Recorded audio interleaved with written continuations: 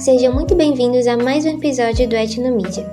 Hoje recebemos com muita alegria o Esli Kamiko Mandu, pesquisador, professor e integrante do povo Coripaco, com importantes contribuições nas áreas de educação bilíngue e cultura indígena no Alto Rio Negro.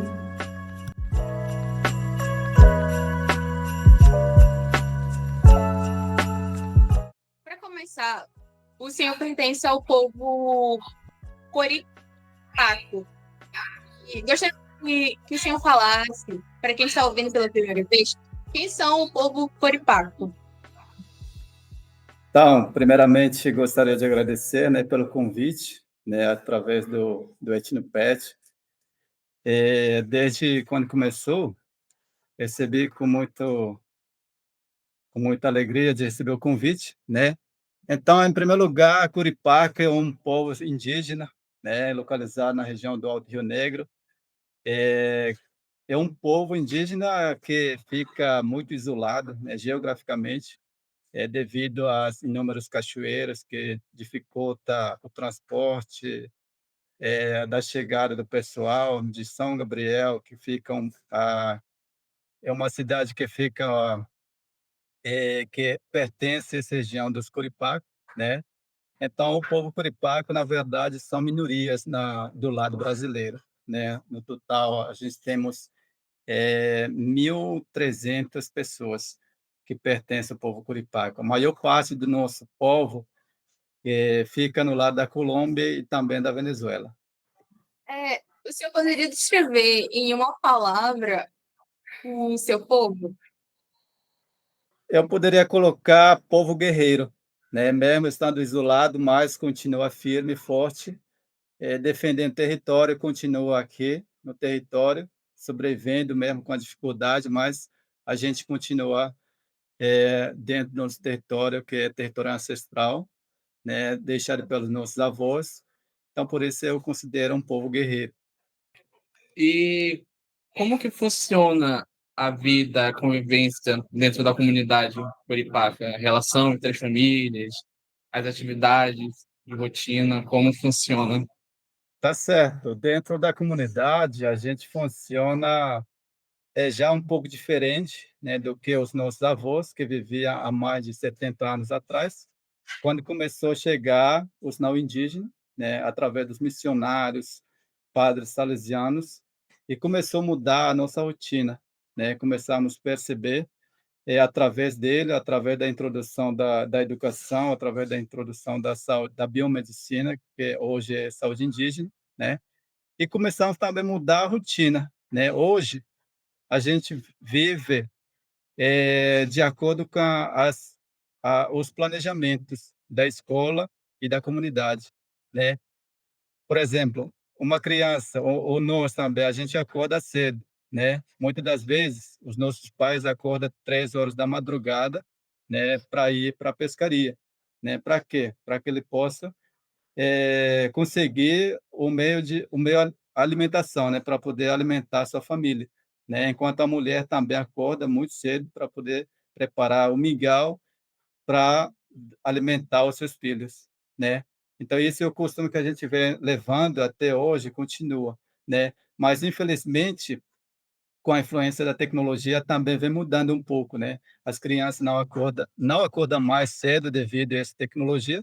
Muitas das vezes, a criança fica ali e não consegue dormir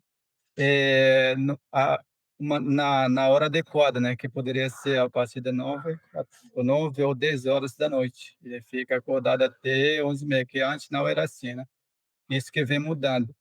E a gente vive da agricultura, Começa o trabalho mais cedo, toma um mingau dentro do centro comunitário, que é o casa comunal, Uma casa que fica no meio da comunidade, Ali chegam ali com mingau, com quinhapira, que é comida tradicional, e fazem esse refeição. Depois eles partem para o seu trabalho, que é a roça, A plantação de roça, a limpeza, E eles trabalham, enquanto os homens acompanham também, Que antigamente também os homens não acompanhavam muito as mulheres, mas hoje é trabalho coletivo, E enquanto o restante, no caso, como a gente, eu sou professor indígena, a gente trabalha na escola, né? A gente trabalha aqui, acorda, cumprindo os nossos deveres na escola e tentando levar a educação escolar indígena no contexto intercultural,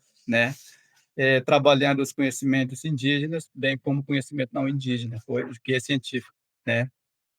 Então, isso mais ou menos é a nossa rotina diária aqui na comunidade, tentando trabalhar dessa forma, né? Que já mudou, né? Como eu falei, antigamente não era assim, né? Mas com o passar do tempo, a nossa cultura vem mudando também. E existe algum conceito ou ritual, prática, que você acha essencial e que as pessoas de fora não conhecem? Tá certo. Como eu falei, né? Acho que passou quase, como eu falei, 70 anos que a gente perdeu um pouco esses rituais, né? Que a gente perdeu esses rituais, como benzimento e demais outros rituais que eram necessários, né? Devido à influência religiosa que veio que através desse religião, né? A gente perdeu esses conhecimentos. Mas o que que a gente tem? Hoje a gente temos somente a nossa língua, né? A nossa língua, a gente fala a nossa língua todo dia, né? Aqui na comunidade, na escola, e a gente também pratica as atividades de subsistência, né? São as nossas culturas que a gente pode apresentar. E hoje a gente estamos dentro da escola, a gente quer novamente valorizar, retomar as atividades, né? Porque é necessário, né? Como a gente perdeu esses rituais, alguns a gente vamos tentar recuperar, né? Conforme o conhecimento tradicional do povo, principalmente as histórias, né? As histórias não podem deixar de lado, né? Eu como acadêmico, eu tento esse retomada, né, do nosso conhecimento, dos nossos rituais, pelo menos para poder saber. Isso que a gente, infelizmente, é um impacto negativo para nós, né? Certo.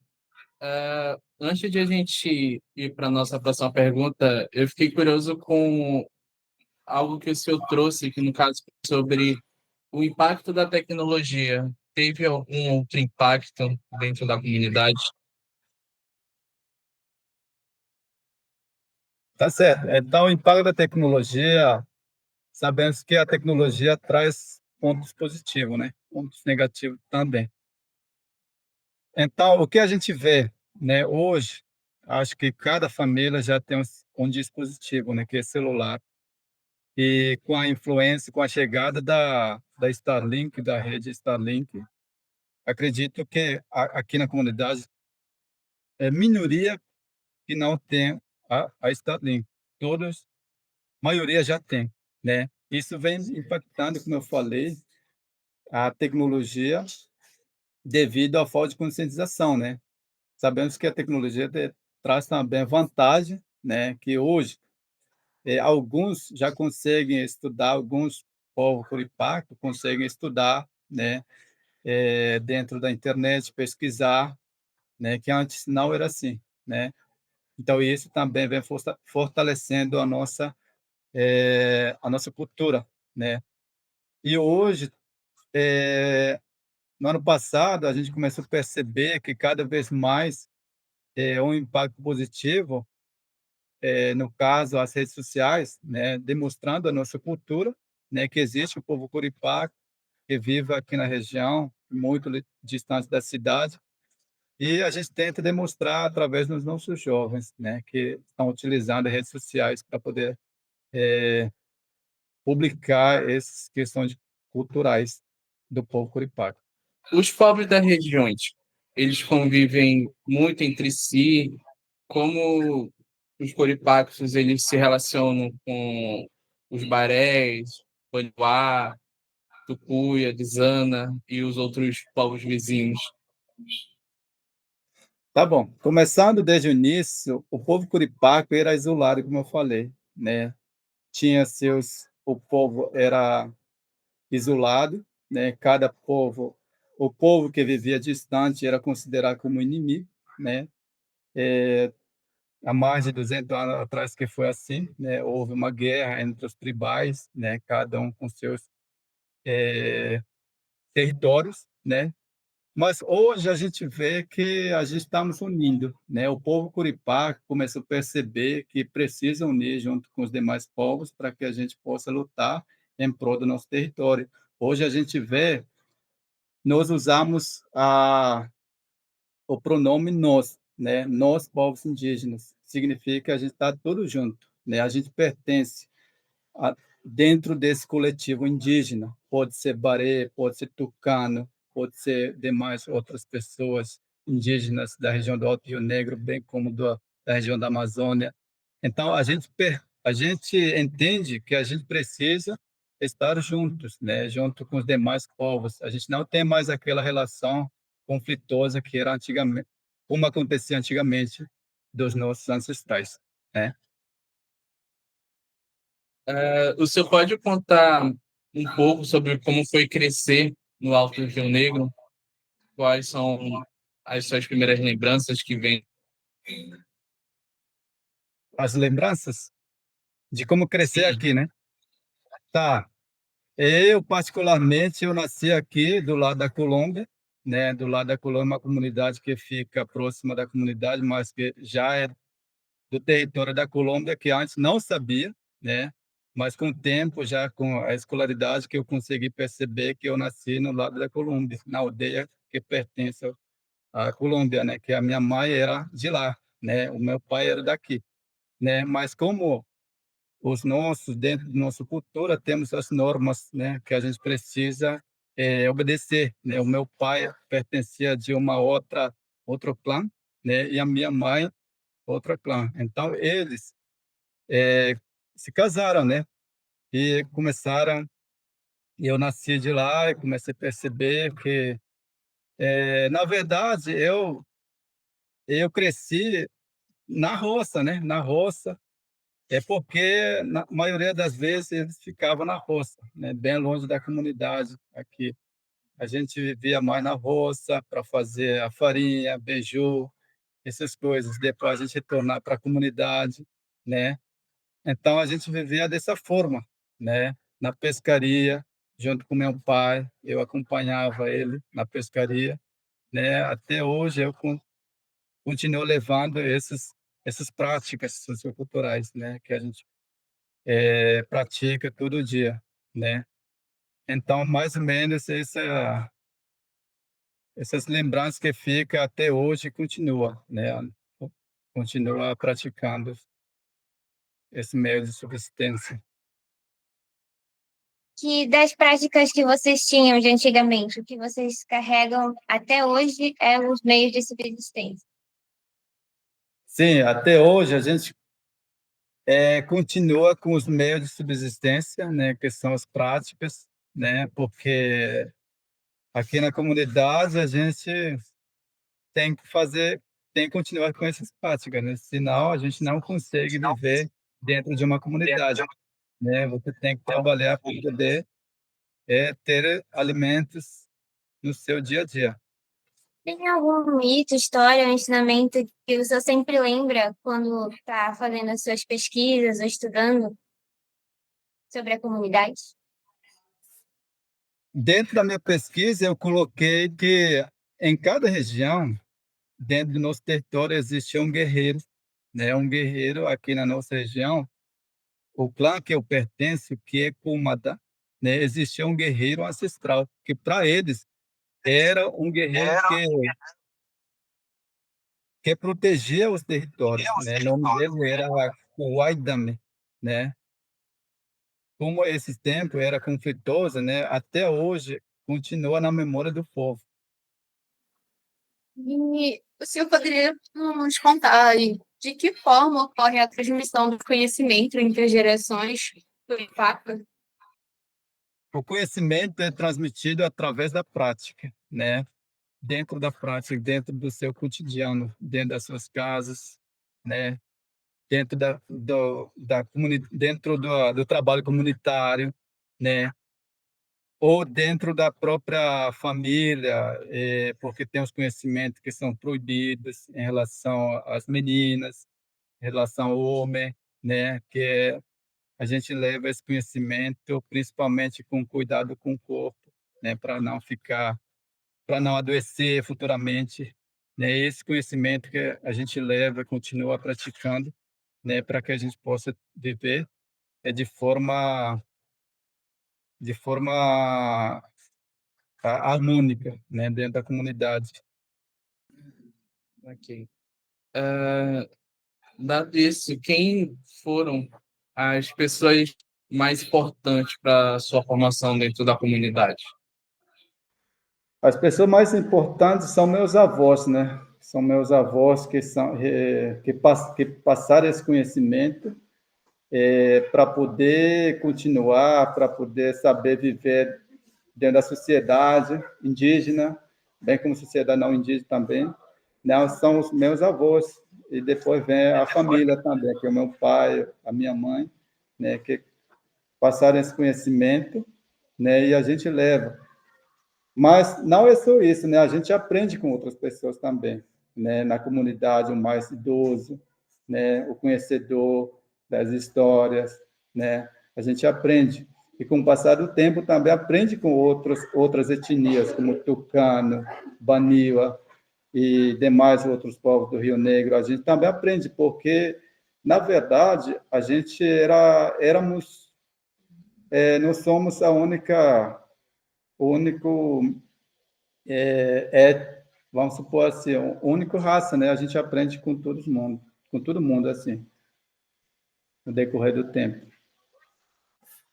E falando sobre a língua coripaca, ela carrega grandes conhecimentos, né, próprios, e a gente queria saber se existe algum conceito, palavra ou expressão dentro da língua que o senhor acha que resume bem a forma como o povo vê o mundo.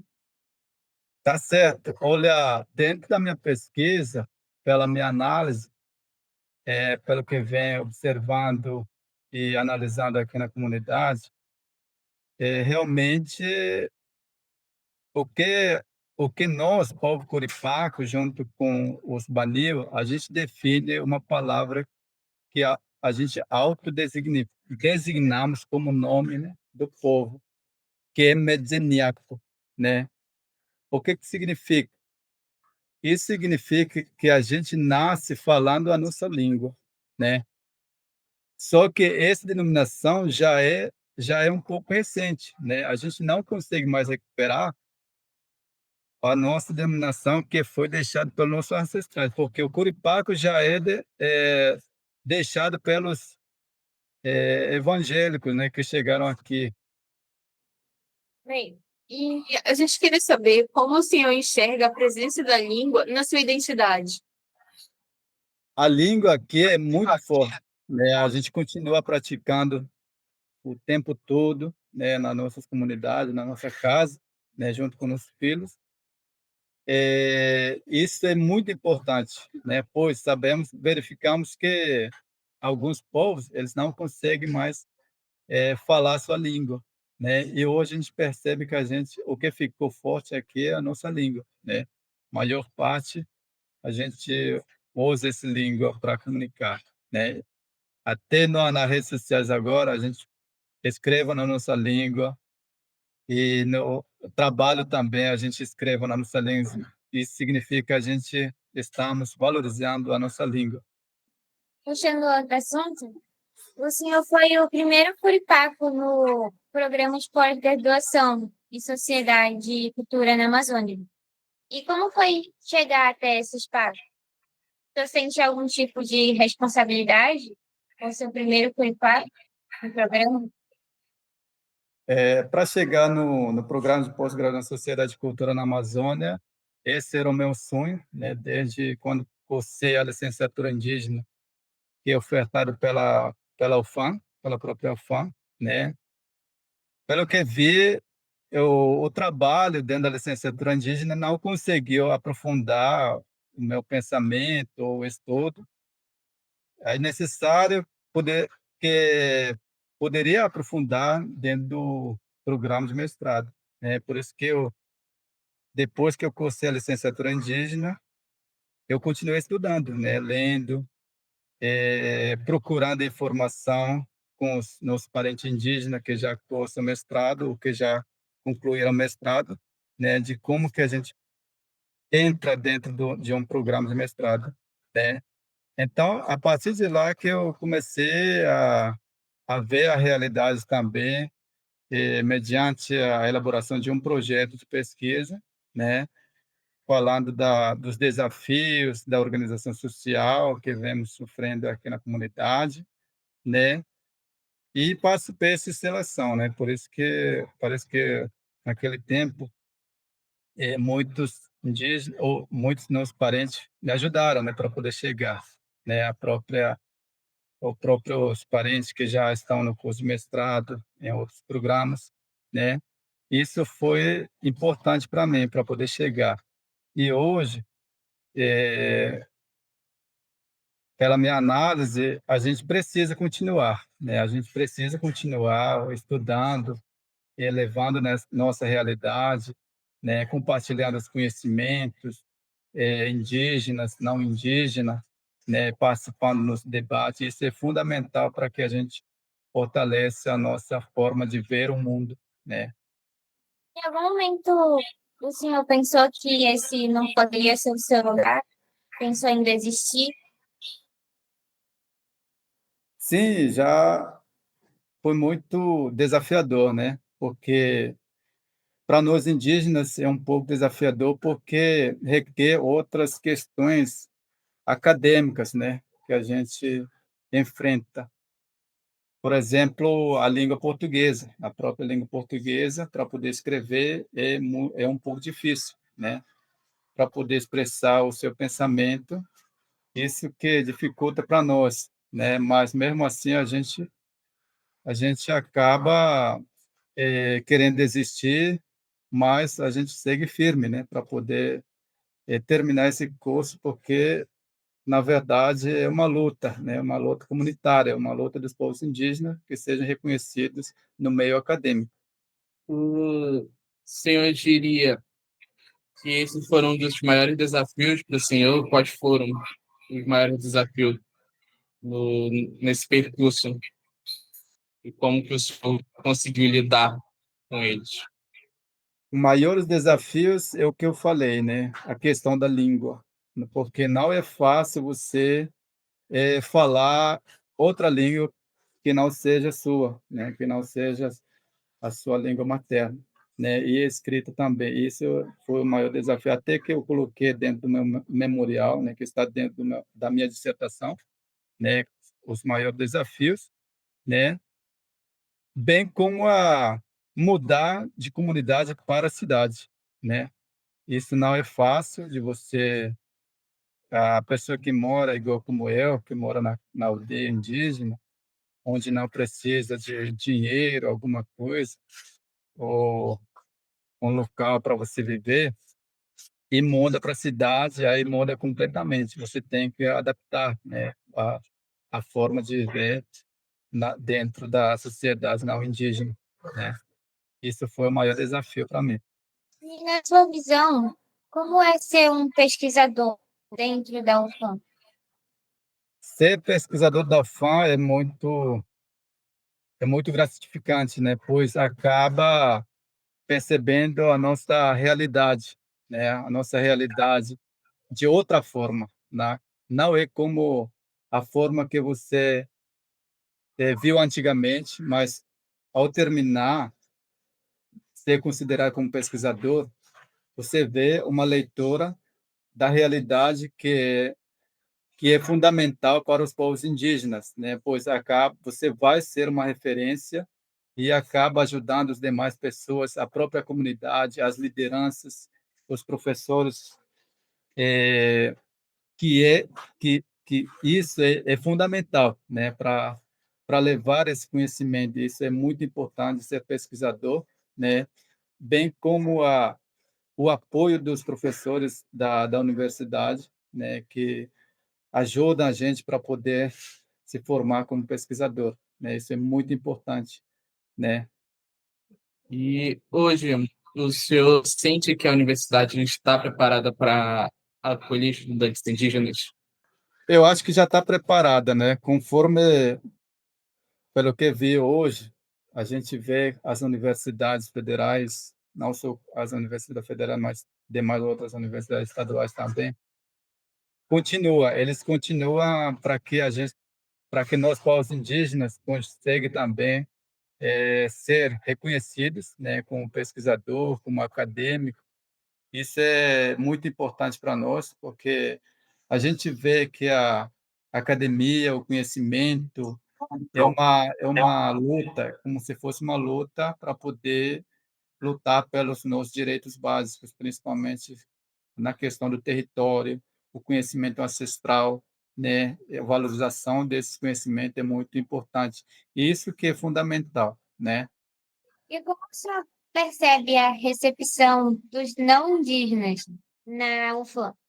Sim, pelo que eu vi, quando cheguei na UFAM pela primeira vez, né, foi desafiador porque a universidade é muito grande, né? Muitos estudantes não indígenas e poucos indígenas.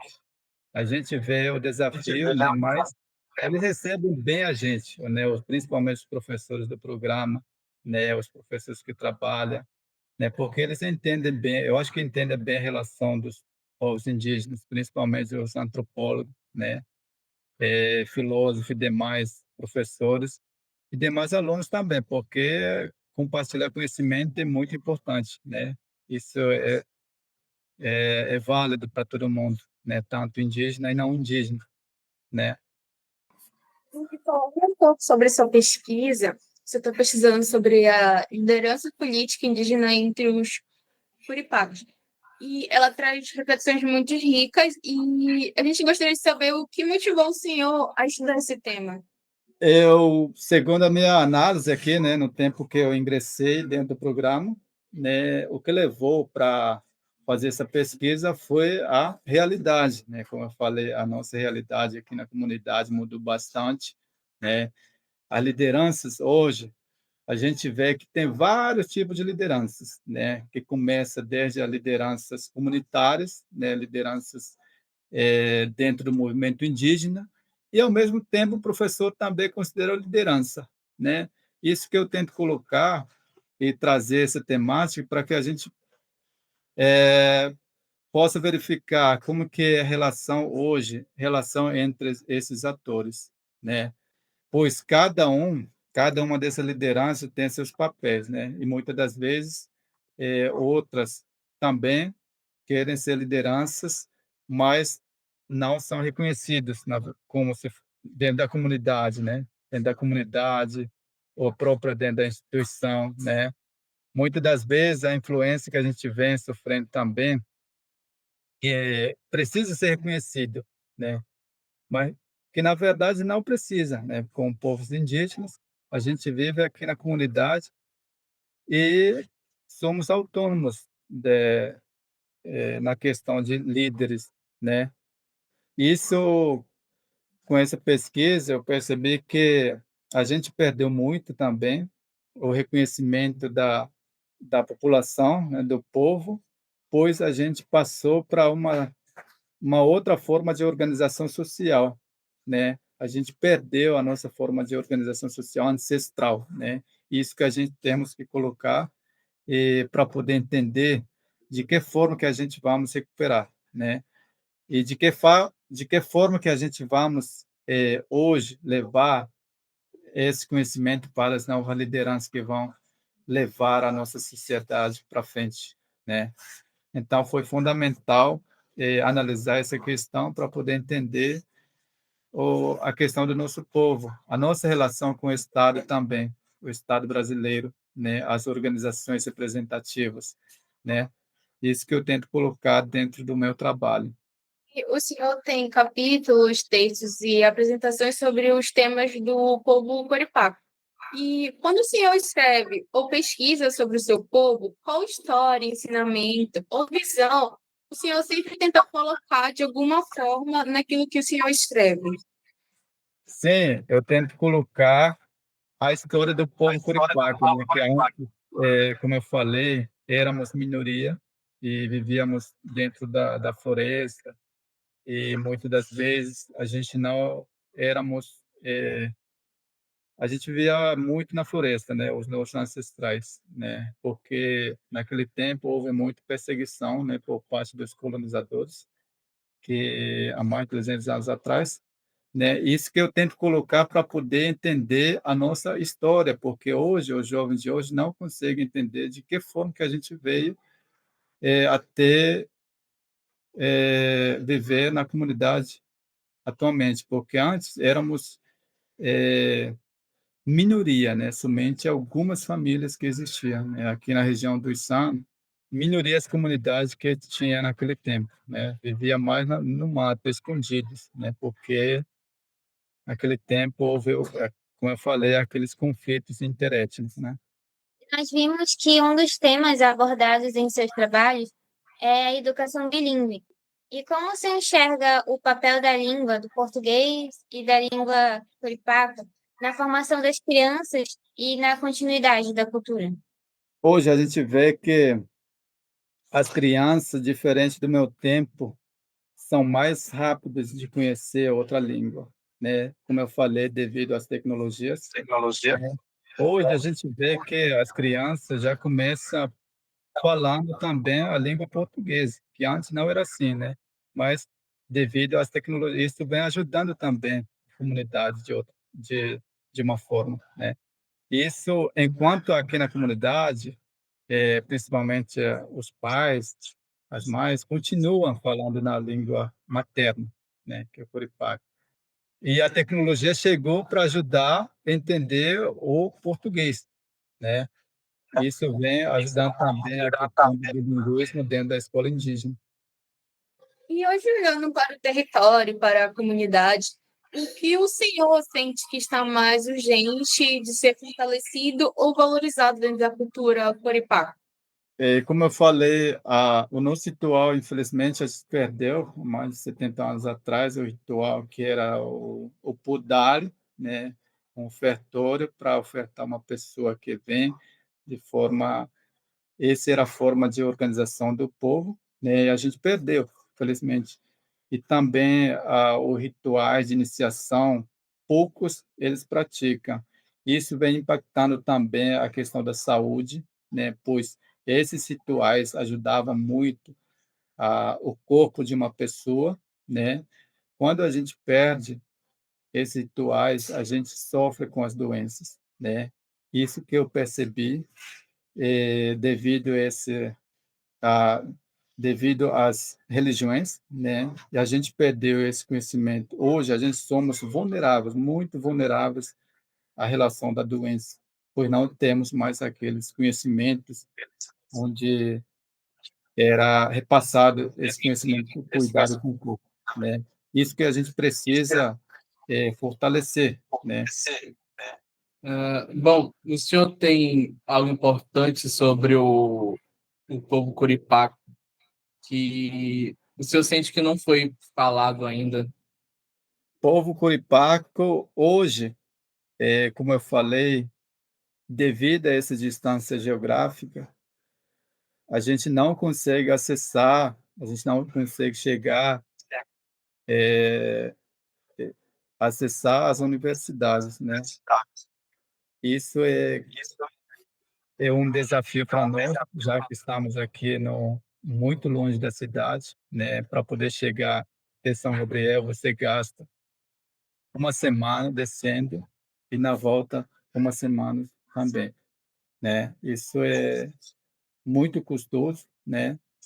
E com isso acaba impactando negativamente a nossa representação, tanto no meio acadêmico, bem como também no movimento indígena, né? Poucas a gente vê a liderança chegando em São Gabriel, nos representando no movimento estudantil e demais outros movimentos. Isso é desafiador para nós, né? Porque estamos aqui realmente no início do Brasil, né? No fim do mundo, como diz. E o senhor tem alguma curiosidade para compartilhar com a gente sobre o povo Coripá? Eu acho que é sobre a língua, né? A gente temos que continuar fortalecendo a nossa língua, né? Isso é fundamental, né? A gente levar esse conhecimento e também participar mais das organizações, dos movimentos, né, nos debates. Eu acho que isso é muito importante para o povo. Bom, então, a gente queria agradecer por você ter compartilhado com a gente um pouco do povo Coripaco e da sua trajetória como pesquisador. Foi uma honra conhecer o senhor e conhecer sobre o povo Coripaco e as suas experiências e pesquisas.